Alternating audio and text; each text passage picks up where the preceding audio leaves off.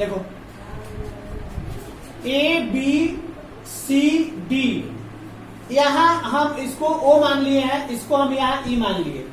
हम पहले भी तुम लोगों को बता चुके हैं कि बी सी ओ में एक 15 है, एक 14 है, एक 13 है, तीनों है, अलग अलग जाएगा दोनों। तो ये तीन को भुजा होने के कारण हमको ए बराबर 13, बी बराबर 15, सी बराबर 14 करना था। हमको ऐसा एस का मतलब होता है अर्ध परिमाप। अच्छा, तो हम यहाँ एस निकाले हैं तो a plus b plus c by 2 आया।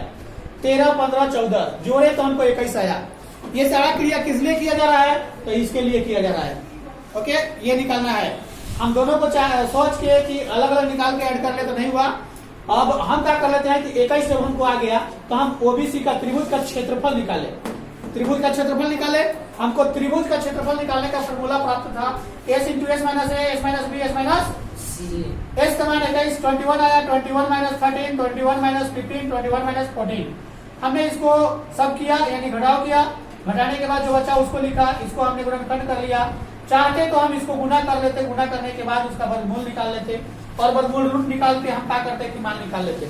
मान यहाँ निकल जाता। ये डिफोर्म का एरिया आया, लेकिन इतना का एरिया निकालने से मेरा काम नहीं होगा। मेरे को चाहिए ए बी सी और डी का एरिया, पूरा का एरिया। अब इससे हमको क्या प्राप्त होगा?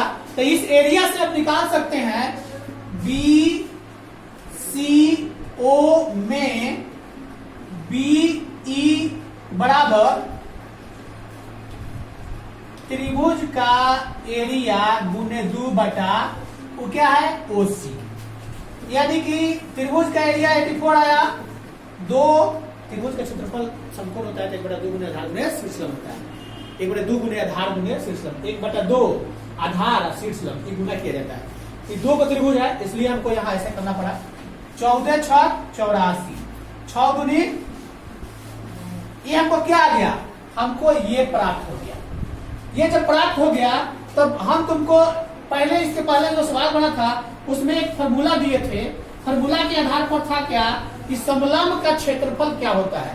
तो समलंब का क्षेत्रफल होता है, समलंब का एरिया बराबर 1/2 गुने आधारों का जोड़ b1 जोड़ b2 और गुने शीर्षलंब। देखो यहाँ पे आधार कितना हो गया? एगो 30 है, एगो 44 है, और h का मान कितना निकल के आया?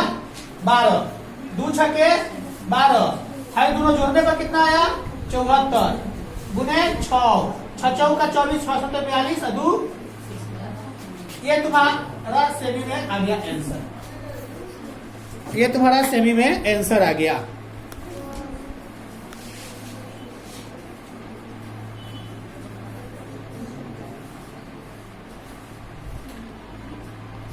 सवाल क्लियर हो गया?